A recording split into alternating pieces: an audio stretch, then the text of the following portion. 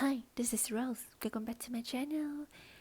Today we are going to do something different, guys, which is talking about the banners in 3.1 versions.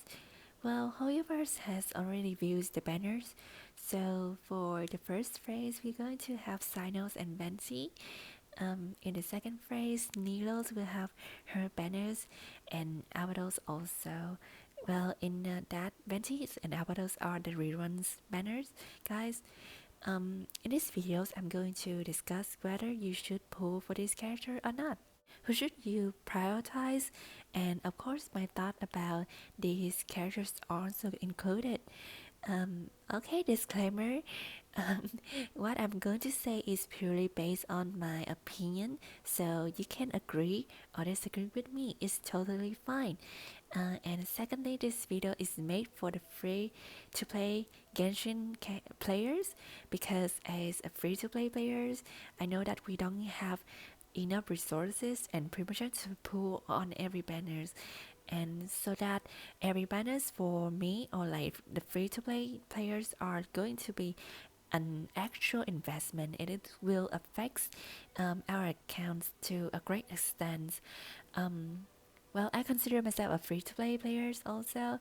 Well, I'm used to spend on the battle pass and the weekly moons, but now I do not. I may You can call me a low spender like back then, but now I'm 100% free to play, guys. And yeah, by the way, if your financial capability is good, um, and you're willing to pay and you're able to pay and spend on the games, then uh, uh, my apologies that these videos may not help you that much because you're going to pull for the characters anyways, right? And also, if you love the characters that um, if you love the characters and you have been waiting for them, then there's no reason for you to not pulling for them, right? So yeah, pulling the characters that you like, it is the whole reason why you play a gacha games, right? And yeah, the main point of this video is just me giving recommendations for you guys, and I am and will not try to prevent you from pulling for characters that you may love. Well, that's what a lot of talking. Yeah, so let's get to the main point of this video, shall we? Okay, so let's talk about the animals Arcan Venti. Venti's strength as an animal's character is its utility, guys. Okay, let me show you the skill of Venti. His burst will create a wind knife that sucks the enemies in. It is a really good crowd control skills. And by the way, his animal skills, you can either tap or hold it. This skill is really good for explorations and makes your exploring experience easier. Also, um, his passive talents allow you to consume less stamina while gliding. Well, Venti was the first limited 5-star characters of Genshin Impact, and back in the day, his was really good because the enemy pool in Mondstadt and Liyue are mainly villagers, slams, and treasure holders. And most of the times they come in a group, and you can like use Venti burst to crowd control them. It will be an easy play. Well, however, when Inazuma was launched and his like values fall up because of that, because of like the introductions of the new enemies that are not affected by Venti's burst. um yeah, and he cannot like perform the jobs that he's supposed to do. um that is crowd control, and like because the enemies in Inazuma just like immune to the crowd control, so yeah, there's no point of like bringing Ventis in your team because of that reason. um yeah, and also in Spiral Abyss, well, now we are talking about the um, the values that Ventis bring to your teams, um, as an as a support characters. Like he's being compared with the new, like animals characters, namely Kazuha and Sucrose, in terms of buffing the teams. As you can see, Venti does not have any buffing skill or passive um, that like will buff your main DPS damage, except that he can use the Verdant Renaissance artifacts that can decrease elemental resistance, which other animals characters can also do. Um, yeah, while Kazuha buffed the team's elemental damage based on his elemental mastery, and Zuko buffed your teams with extra EM. However, Venti cannot boost the DPS output of your teams. Um, yeah, so wait, those are the reasons why Venti values decreased in the game. Well, and as a player who got Venti from the first version of the game, the frequencies that I use him with my like exploration or combat teams decrease over time. However, like exploration nowadays is really easy because they have um, they have put a lot of mechanics in the games that will help you travel faster or climb the mountain faster. And like Vantage Shop is to make your um, like exploration easier, guys. But now it's really easy, so you don't need like a characters to like perform that shop anymore. Like in my opinion, so yeah. But like sadly for those who like for those who watch this video, sadly I do not recommend you to pull for Venti because like there are better options in the game right now, namely like Kazuha or Sucrose. If you want an animals characters that can buff your teams, and like exploration has been really easy nowadays, so yeah, those are the reasons why maybe you should skip on Venti banner. Okay, so let's talk about Cynos next. Okay, so like personally, I love Saino designs. I have a really good impression about him since the Telvest chapter storyline videos. Talking about his skill, which is really similar to those of Shell in Ito. Hoyoverse has reviewed his kit in the special programs. To sum up, like Cyno elemental skill is a dashboard attack dealing natural damage. His burst will allow his normal and charge attack to infuse with electro, while his elemental skill will become an AoE attack. In addition, his burst will grant him interruption resistance, electro charge immunity, also increase his EM. His skill set is really straightforward and easy to understand, right?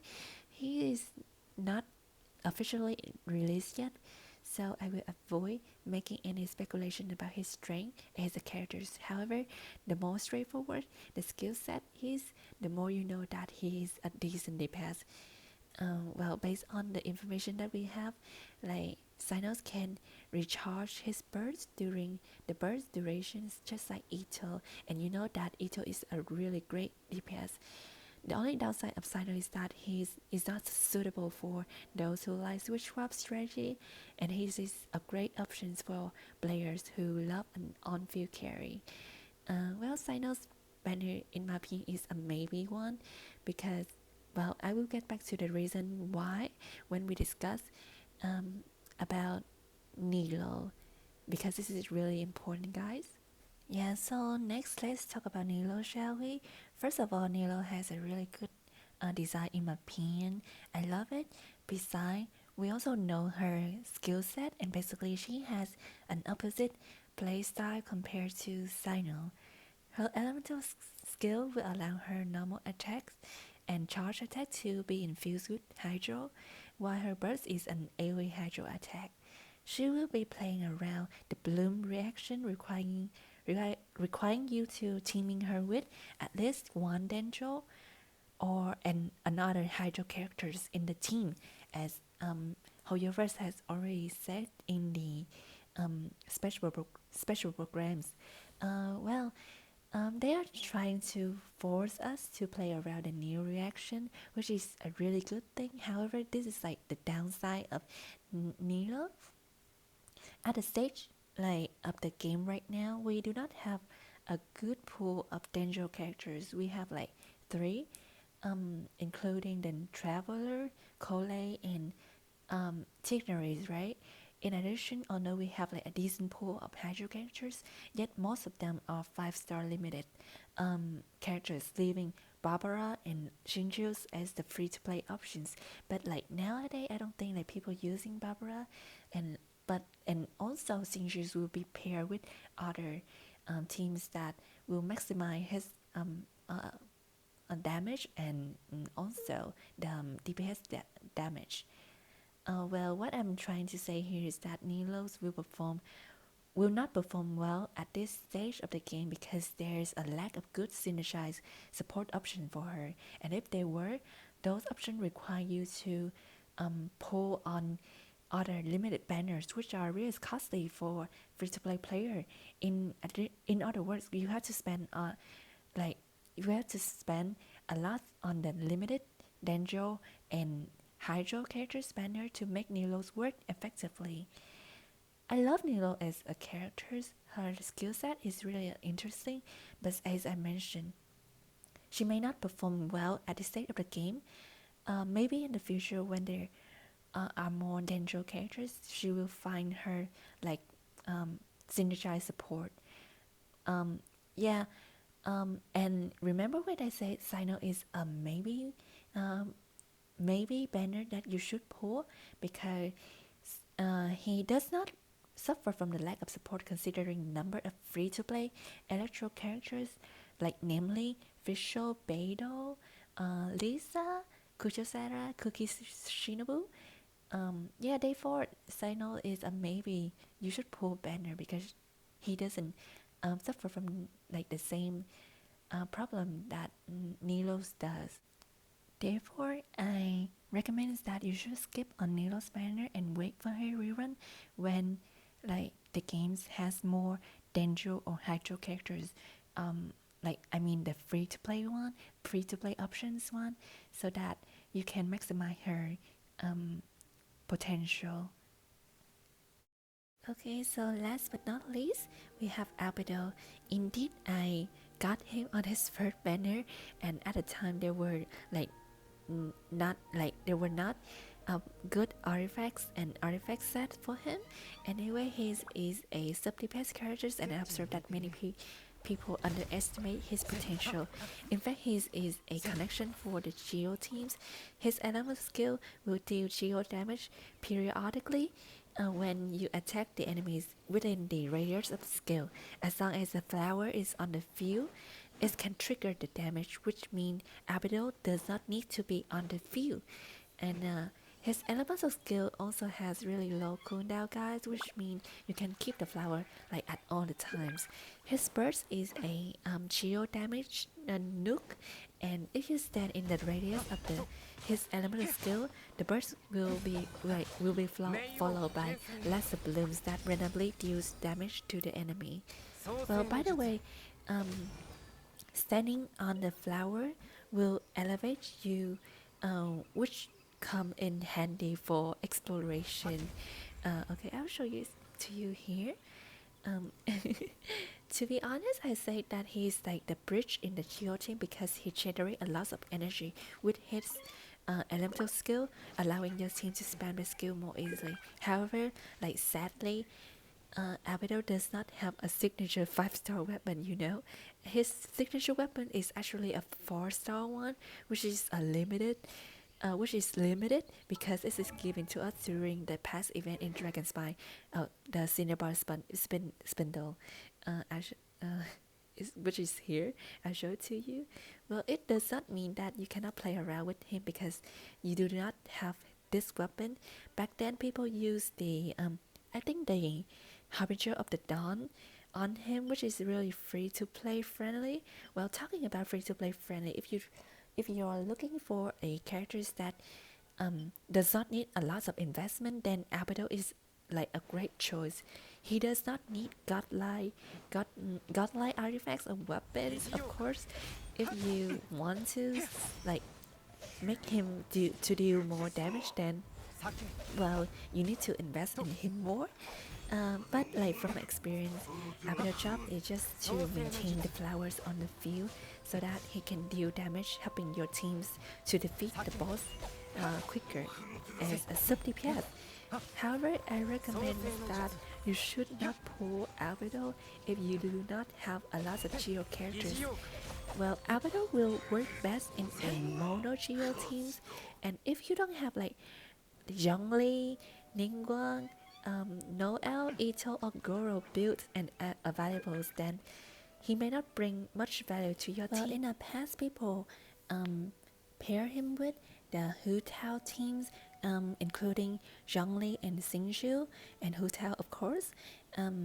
However, like with the hydro resonance being fixed and adjusted in these versions, then it is not effective for Hu Tao to work in like to be in that team anymore. And because sometimes Albedo elemental skill will like take away the hydro status of the enemies, which cause Hu Tao to not trigger the vaporized reaction, which like decreased her damage like significantly. Well, therefore, I recommend that you should skip on Albedo's banner if you're not looking for a sub DPS, or you don't have like a Geo teams available. To sum up, I think that well, you should skip all the banners in 3.1 version unless you love the characters. Like if you love Cynos, if you love Niles, Ventis, or Albedos, then you should pull for them. Like there's no reason, like as I said before, there's no reason for you to like not pulling for them. If you really love them and you've been waiting for them, yeah. And like on another reasons why I recommend that you should skip all the banners in the 3.1, because if you have been keeping up with the discussions on social media and the Genshin community, they are expecting Kusanali, the Danger Archons, will to have her banner in the beginning of 3.2 version. Well, from what I heard, she will be like an extremely good Danger support, and people predict that she will be like a meta defining characters in Spiral Abyss. Well, as I said before, Nilou is like she needs like a really good Danger support to make her works.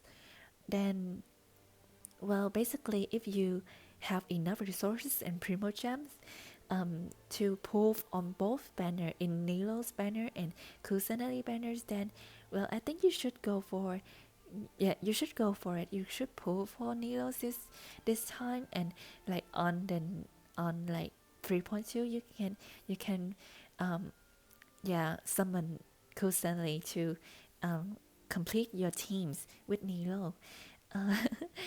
Uh, well, personally, I am going to skip the 3.1 version also, guys, because, well, I have 2/4 characters, namely Venti and Albedo already.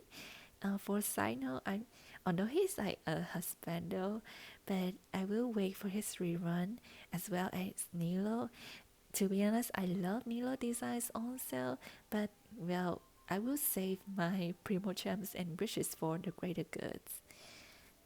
Okay, so with that being said, as always, thanks for watching. I hope you enjoy it. If so, please hit the like button and subscribe to my channel if you're interested in my future content. See you in the next video.